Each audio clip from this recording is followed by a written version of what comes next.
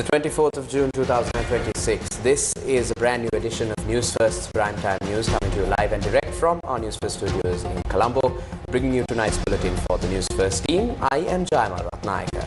And I'm Momenta Begum. Let's take a look at your headlines for tonight. President's Secretary issues circular to state institutions to combat dengue. Lawyers make submission to court to prevent arrest of Gotabaya Rajapaksa over Easter attacks inquiry. Trial at bar rules Naufal Maulavi's confession to CID on Easter attacks was voluntary. Sri Lanka's export revenue rises by 7.5%. Can the Senate limit President Trump's war powers?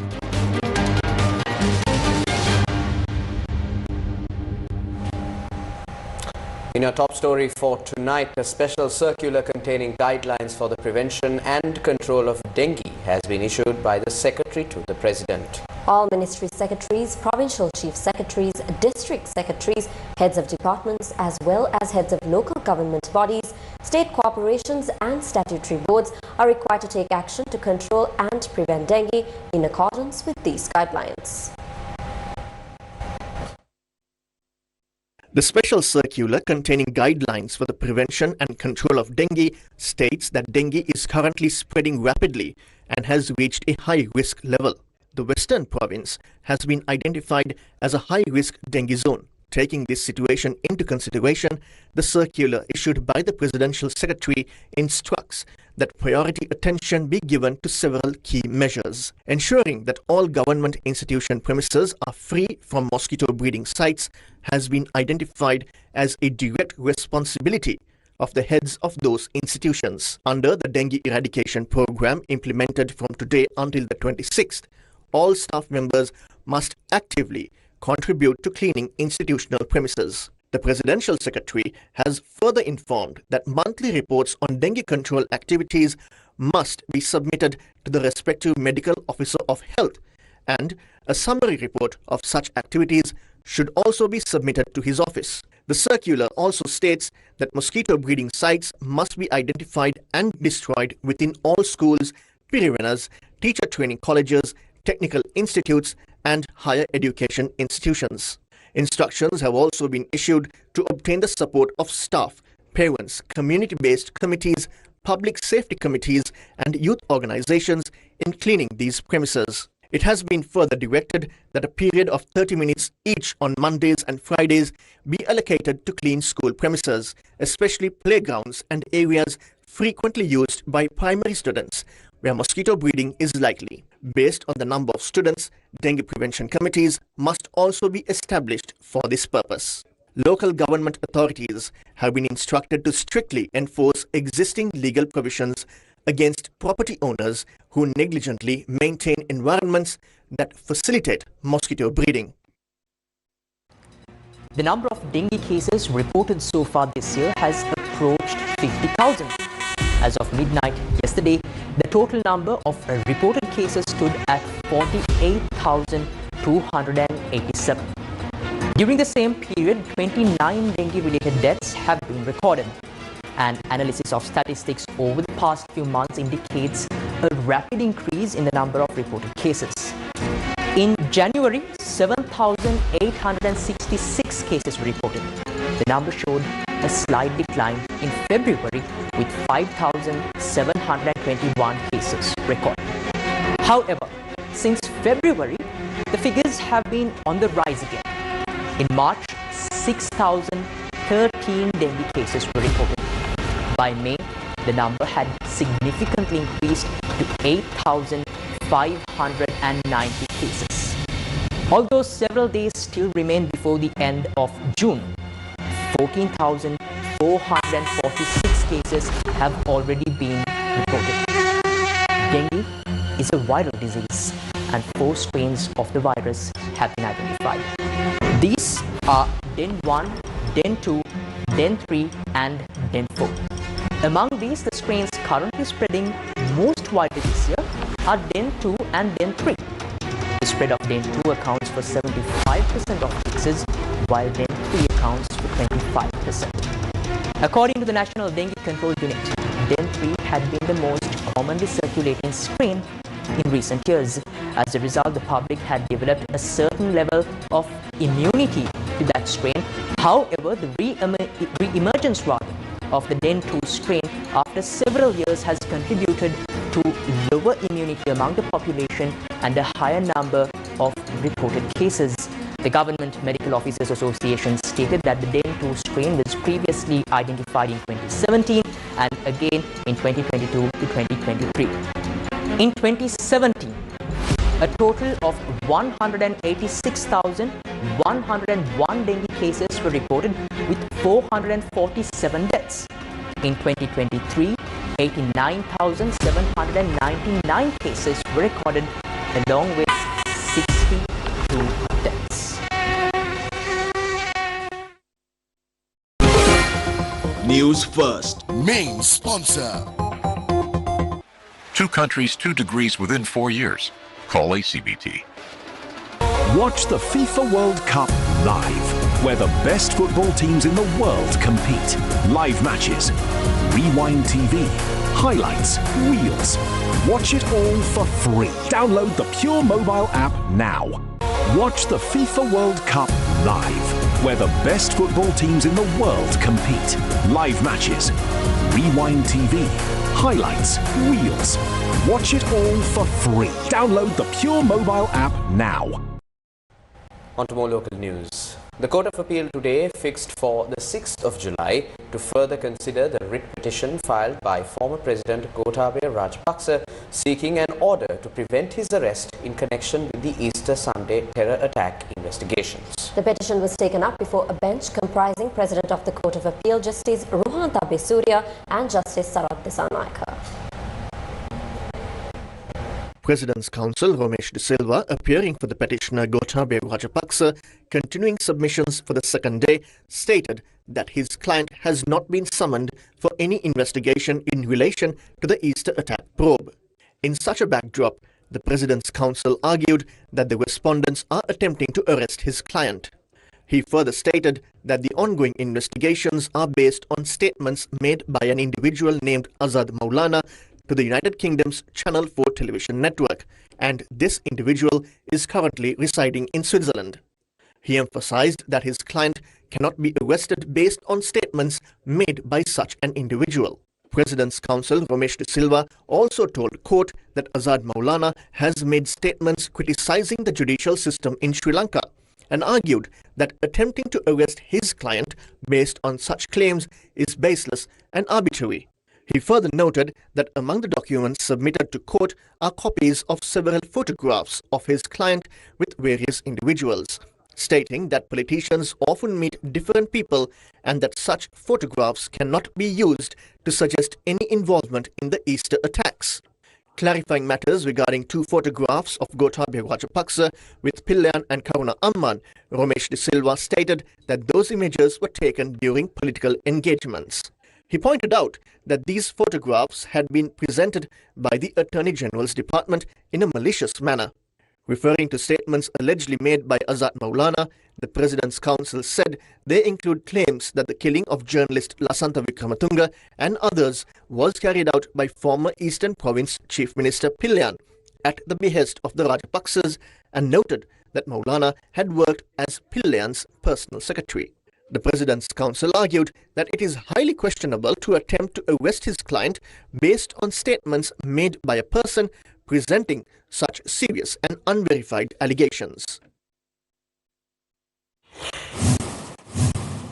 The Colombo Permanent High Court trial at Bar has ruled that a confession made to the Criminal Investigation Department by Naufa Maulavi, identified as the spiritual leader of the group linked to first accused Zahran, was given voluntarily in the ongoing case against 24 defendants over these Sunday terror attacks. The ruling was delivered yesterday by trial at Bar Chair Judge Navaratna Marasinghe with the concurrence of the High Court judges Ramanathan Kannan and Sujeeva Nissanka. The court noted that Naufa Maulavi had made the relevant statement on the 11th of November 2019 at the CRD headquarters before Assistant Superintendent of Police Vijitha Pereira. In order to determine whether the statement had been made voluntarily, the trial at bar conducted a voir dire inquiry. After reviewing the evidence and submissions presented during the inquiry, the three-judge bench concluded that the confession had been made of the suspect's own free will. With this ruling, it has now been confirmed that the confessions made by 4 of the accused in the case were given voluntarily. These include the first accused Mohammed Ibrahim Mohammed Naufar, also known as aliases Abu Saeed, Abu Sarim and Naufar Maulavi, along with the 11th accused Khalid Samir, the 4th accused Mohammed Ibrahim Sadiq Abdullah and the 9th accused Mohammed Ramesh Mohammed Sajid. Meanwhile, the court is scheduled to deliver its ruling on the 30th of June regarding whether the confession of the 18th accused Razik Raza Hussain was also being made voluntarily. Meanwhile, the court is scheduled to deliver its ruling on the 30th of June regarding whether the confession of the 18th accused Razik Raza Hussain was also made voluntarily. The case is being heard against 24 accused individuals. Opposition leader Sajid Premadasa and Sri Lanka Podujana Peramuna national organizer Namal Rajapaksa stated in Parliament today that farmers are facing serious difficulties with paddy prices and fertilizer supply. Alongside these statements, several farmer protests were organized across the country today with the participation of regional representatives of these parties. Meanwhile, the Dahiyattakandia Farmers Movement stated that it must be questioned whether these protests genuinely reflect real farmer issues or are being driven by political agendas. The Minister of Agriculture also made a clarification in Parliament regarding the issues that have led to these farmer protests.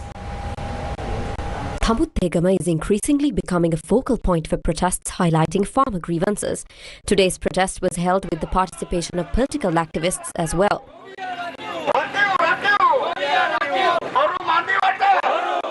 Samge Jana Balawege, Thambutegama West organizer Sagar Amarasinghe and former North Central Provincial Council opposition leader Anil Ratnayaka also took part in the protest.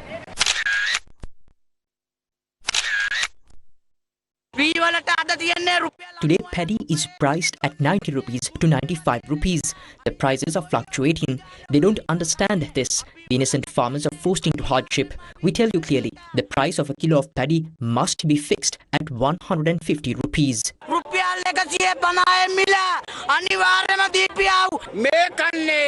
Considering the costs borne by farmers, the price of a kilo of paddy must be 150 rupees. If not, these farmers who are here today will come to your doorstep tomorrow, even to the Presidential Secretariat.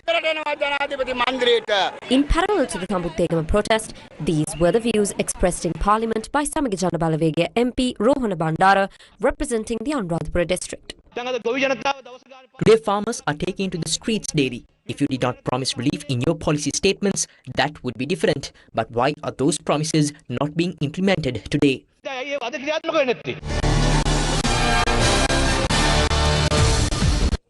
This was the protest held in Kadruvela.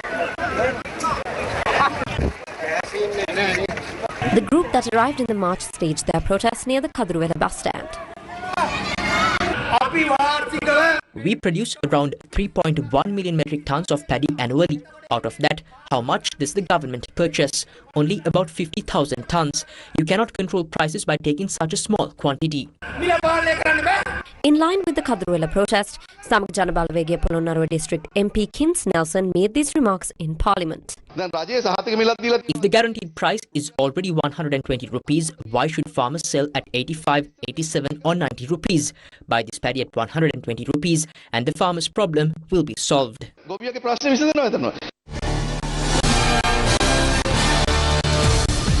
This is how Sajid Premadasa and Namal Rajapaksa expressed their views on farmers in Parliament today. I want to ask, you promised 150 rupees per kilo of paddy when you went to the fields. The current government said it would make the guaranteed price a law. But today, representatives of the ruling party have created a situation where paddy farmers are being pushed into hardship. In some areas, farmers are receiving 75 rupees. 80 rupees or 85 rupees per kilo, and in others around 90 rupees. Just think about the cost of cultivating an acre or a hectare.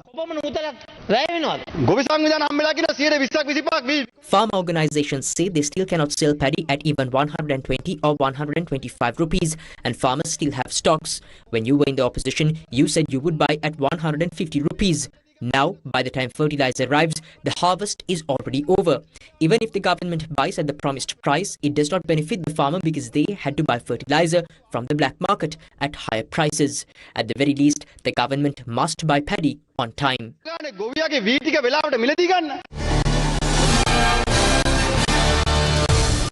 This is the view of the Dehiyattakandiya farmers movement. We have a question. Are these protests actually carried out by farmers or by politicians? Politicians are intervening and raising issues that are not the real problems of farmers at this moment, but issues they want to promote for political gain. We have seen attempts to create an artificial problem regarding paddy prices. The government purchased Nadu paddy at 120 rupees per kilo, Samba at 130 rupees and Kiri Samba at 140 rupees. In many cases, Samba and Kiri Samba even sold above these guaranteed prices. We believe about 90 to 95% of farmers have already sold their harvest. The benefit of lower paddy prices has gone to rice consumers. Therefore, the real issue is not with farmers, but with traders. These protests are not representing farmers' issues, but the interests of businessmen.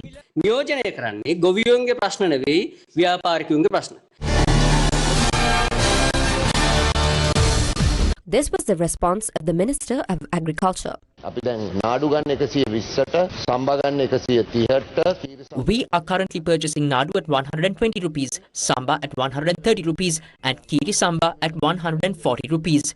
During the Yala season, costs have increased. Labour costs for harvesting have gone up, largely due to rising fuel prices. The Hector Kobbekadu Agrarian Research Institute estimates the cost to be around 237 rupees per unit. However, we have not taken a final decision yet. We will decide soon whether to increase the price or provide some other form of relief. If we increase it around 150 rupees, mill owners may increase rice prices, creating a burden on consumers. Our policy is to protect farmers while ensuring a fair return based on production costs. Is there a fertilizer shortage? For the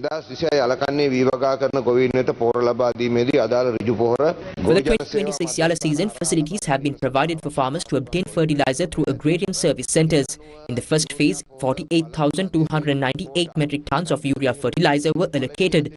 These are being supplied through government and private companies. Arrangements are already underway to provide the required quantities for the next phase. Additionally, fertilizer is available through the private sector across the country. What is the status of government paddy stocks? We are currently clearing excess paddy stocks in storage. Harvests are now coming in small quantities from areas such as Ampara, Vellavaya and the northern regions. We have also introduced a program through the Paddy Marketing Board to sell existing stocks and reduce quantities in storage. With the Yala harvest coming in, we are preparing to purchase paddy again, but a final decision has not yet been made. Around 50,000 houses that were initiated between 2019 and 2014 have been left incomplete across the country, Housing and Construction Minister Dr. Susil Ranasinghe stated in Parliament today. A committee has now been appointed to examine the situation and recommend measures to address the issue related to these housing projects. After examining the facts and data, we found that there are around 50,000 incomplete houses across the country. Particularly, many of these were initiated under housing development projects during the 2015 to 2019 period. However, no adequate attention was given to these projects during the 2019 to 2024 period, and no meaningful intervention was made to resolve the issues. About a month ago, with cabinet approval, we appointed a committee including 2 former ministry secretaries. This committee has been specifically tasked with identifying the current condition and challenges related to these approximately 50,000 incomplete housing units and to provide recommendations to resolve them. The committee has already commenced its work and we expect to receive a report within the next 1 to 2 months. Based on those recommendations, we will determine how to utilize these abandoned houses and what steps must be taken to complete them. We have also allocated a portion of this year's budget to address these issues and to complete some of the houses that have been left halfway without major complications.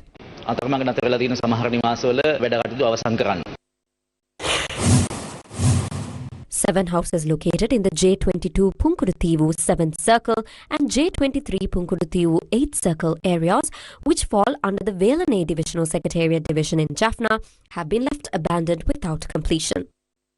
In the Settukulam village under the Manthe West Divisional Secretariat Division in Mannar, a housing project has also been similarly abandoned. The number of such abandoned houses in that area stands at 25.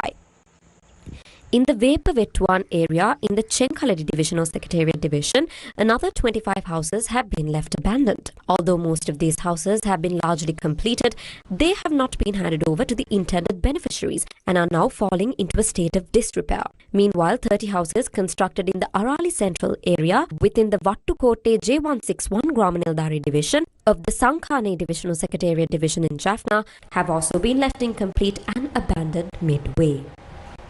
Export revenue has increased by 7.5% during this year, according to the Export Development Board.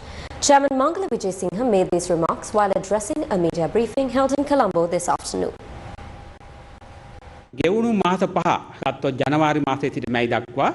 If we consider the first 5 months, from January to May, Sri Lanka's total exports have exceeded $7,393 million.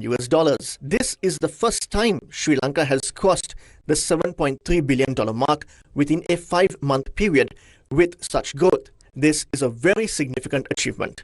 In particular, merchandise export earnings have exceeded $5,758 million, reflecting a growth of over 7.5%. Likewise, earnings from the services sector have also exceeded $1,634 million, recording a growth of over 7%. Overall, the combined value of merchandise and services exports for the first 5 months stands at $7,393 million, representing growth of over 7.5%.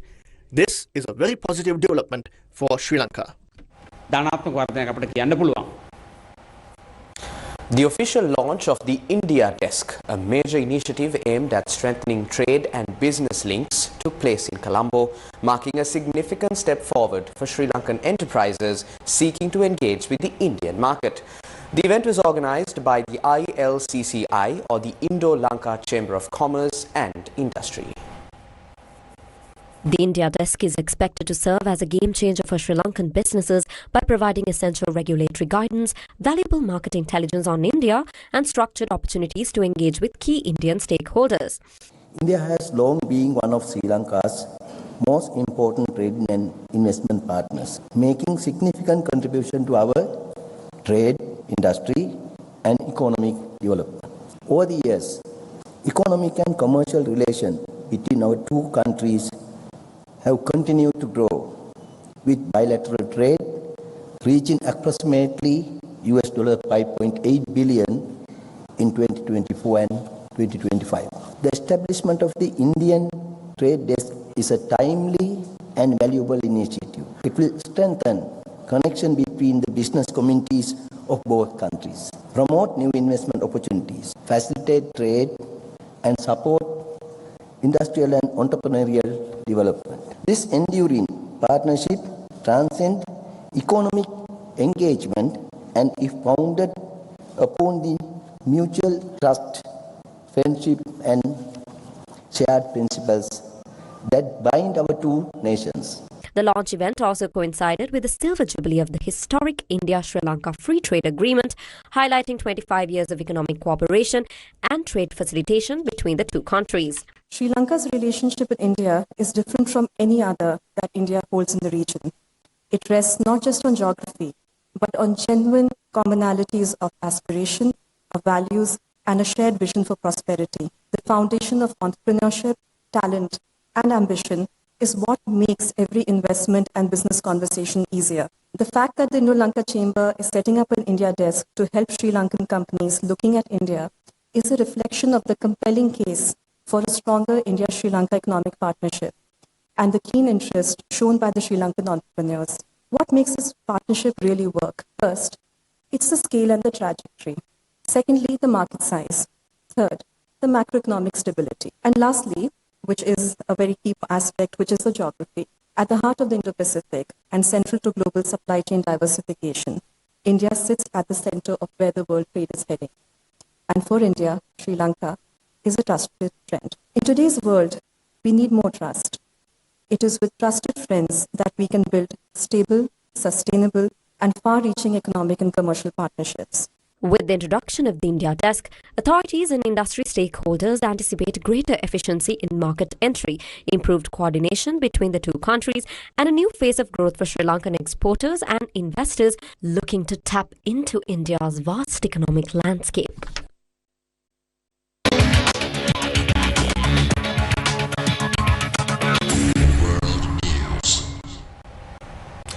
The United States Senate has voted in favor of invoking its war powers to force President Donald Trump to halt his military campaign against Iran or seek congressional approval before any further action is taken. Sandra Ferdinando brings a closer look at Tuesday's vote, the 10th attempt Congress has made to rein in the US-Israel war on Iran, and what this means for the US government. Thank you, Amrita and Shama. So yes, let's find out why this vote took place. A similar measure had already been approved in the House of Representatives on the 3rd of June by a vote of 215 to 208, and on Tuesday, the Senate passed it in a 50 to 48 vote. Trump's Republican Party has slim majorities in both chambers. The war against Iran has proved highly unpopular in the US. A poll released on Tuesday by the news agency Reuters and the research firm Ipsos found that 24% of the respondents felt the war had been worth the cost. At the same time, Pakistani Prime Minister Shehbaz Sharif fiercely defended the Islamabad Memorandum of Understanding Accord that acts as a 14-point framework mediated by Pakistan to immediately halt the war. Pakistan's Prime Minister Shehbaz Sharif yesterday said that Iran's ballistic missile program was not part of any discussion in the recent Memorandum of Understanding. He made these remarks during a bilateral meeting held with Iranian President Masoud Pezeshkian, who visited Pakistan on a one-day state visit. Your Excellency, I would say with fullest command at my domain that this MOU does not mention about ballistic missiles. It was never on the table. It was never on the agenda. And Iran side never wanted to even discuss about it. So that is not an impression. That is a fact of matter. So there should be no second thoughts about it. It must not be misconstrued because there are spoilers all over the world to scuttle this peace deal. They don't want Iranian nation, great nation, to come out of this ashes of war and touch the zenith of glory. So I want to make it abundantly clear that ballistic missiles, and of course, they cannot be double standards, two standards, that some countries can have ballistic missiles and Iran shouldn't have. This is simply, you cannot digest this kind of duplicity. So I think I wanted to make it very clear, Excellency, that the MOU, which has been signed by me as a mediator, does not mention about ballistic missiles at all. And that is the stated position, so there should be no confusion about it. This was the visiting Iranian president's first overseas trip since the United States and Israel launched strikes on Iran on the 28th of February. President Pezeshkian received a splendid reception at the airport, where he was accorded a 21-gun salute, while JF-17 aircraft of the Pakistan Air Force also presented a salute to him.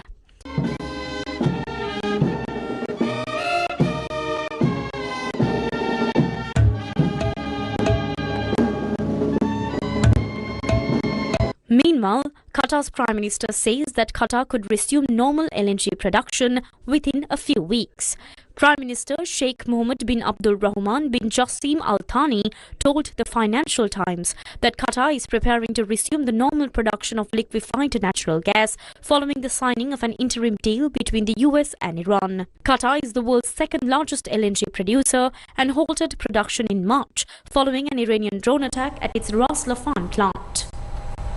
In more news overseas, UN Secretary General Antonio Guterres called for urgent action to address what he described as two interconnected global crises: climate change and energy insecurity. Speaking at London Climate Action Week, the UN chief warned that continued dependence on fossil fuels is driving both rising temperatures and growing energy vulnerabilities. The verdict is in. Energy independence cannot be built on fossil fuel dependence. Renewables are the cornerstone of true energy security. Electrifying transport, buildings and industry is among the fastest ways to cut emissions and break reliance on imported fossil fuels.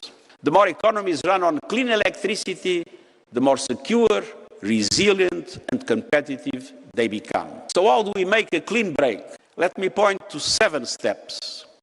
First, we must act with far greater urgency to strictly limit the magnitude and duration of any overshoot beyond 1.5 degrees.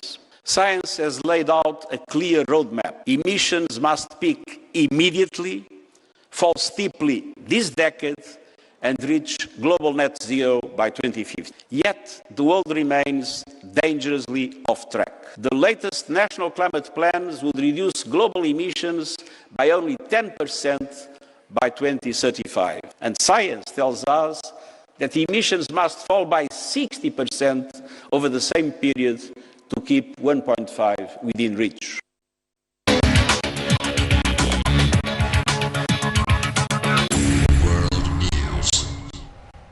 The 12th International Conference on Dry Zone Agriculture was held today in Jaffna to unveil smart, climate-resilient solutions for commercial dry zone agriculture. The 12th International Conference on Dry Zone Agriculture, hosted by the Faculty of Agriculture, University of Jaffna, was held under the theme Smart Solutions for Commercial Agriculture. The conference brought together local and international scientists, researchers, academics, industry professionals and students to explore innovative solutions for the future of agriculture, providing a platform for exploring pioneering innovations to safeguard and elevate the future of farming in the dry zone. Because you all know that in the dry zone, anytime, anything can happen. That's what we are focusing in this year team 2026, smart solutions for commercial agriculture. How it can be suited to this northern Sri Lanka, because the northern Sri Lanka, we are facing problems, 30 years of conflicts, we lost the production, then economic crisis, the shortage of fuel against the farmers and the productions are being affected. Now we are focused in El Nino in 2026 to 2027. But northern Sri Lankans are revival community. In any type of hurdles, they can bring back to that and restore their cultivations and the food production. The ICDA is giving a wonderful opportunities for academics and the policymakers to share the ideas and developing the dry zones of Sri Lanka to increase the food production, as the present government is forecasting for the self-sufficient production without importation. The conference sessions spanned a wide range of agricultural disciplines, including resource management, tech and innovation, and production and policy. Governor of the Northern Province, Nagalingam Vedanayagam, has issued 2 extraordinary gazettes declaring that the Mayor of the Vaunia Municipal Council, Sundaralingam Kantipan, and the Vice Chairman of the Chavakacheri Urban Council, Jnanaprakasam Kishore, are disqualified from continuing to function in those positions. It is stated that the Northern Province Governor issued these extraordinary gazettes in accordance with the powers vested in him under the Municipal Council's Ordinance number 29 of 1947 and the Urban Council's Ordinance number 61 of 1939. Accordingly, the gazettes specify that the 2 individuals are removed from their respective positions and memberships with effect from today.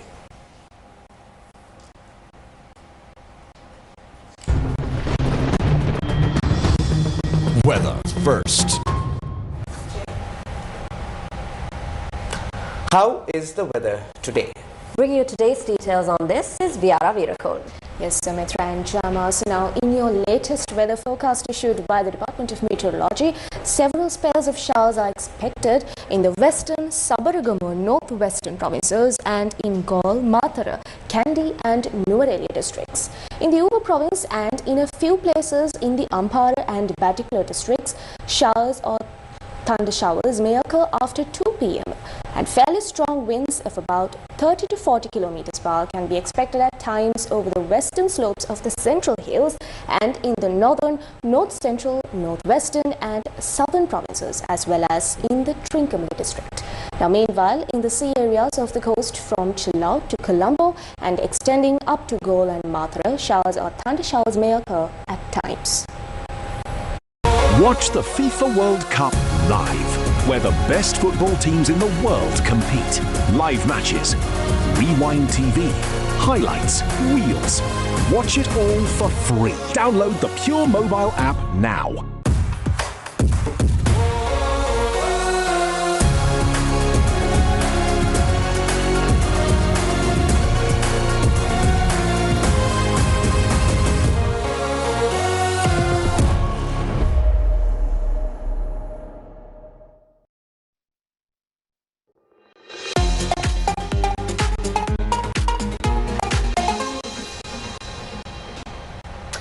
Let's now shift gears to the world of sports. The 2026 FIFA World Cup is already delivering elite performances, record-breaking achievements and unforgettable football drama. Sandra Ferdinando is once again ready to bring us some exciting news about the FIFA World Cup. That is right. The 2026 FIFA World Cup is heating up with every day passing. But yesterday, it was Portugal's global icon Cristiano Ronaldo who stole the spotlight. Ronaldo is featuring in his record 6th FIFA World Cup this year, a milestone in itself. Adding to his legacy, he became the first player in football history to score in 6 different World Cup tournaments. And his goal scoring record now spans 2006, 2010, 2014, 2018, 2022 and 2026. He scored 1 goal each in 2006, 2010, 2014 and 2022 and netted 4 goals in 2018, underlying his consistency on the biggest stage. Meanwhile, Croatia's legendary captain Luka Modric also reached a major milestone, making his 200th international appearance. The midfield maestro famously led Croatia to the 2018 World Cup final, cementing his place among football greats.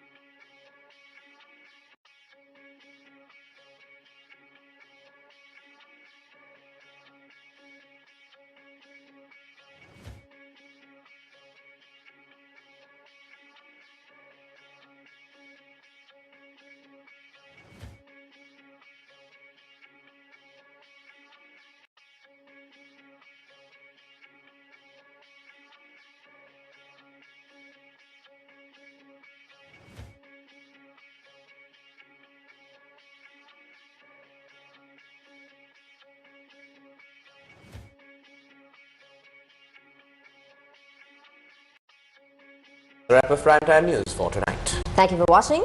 Good night.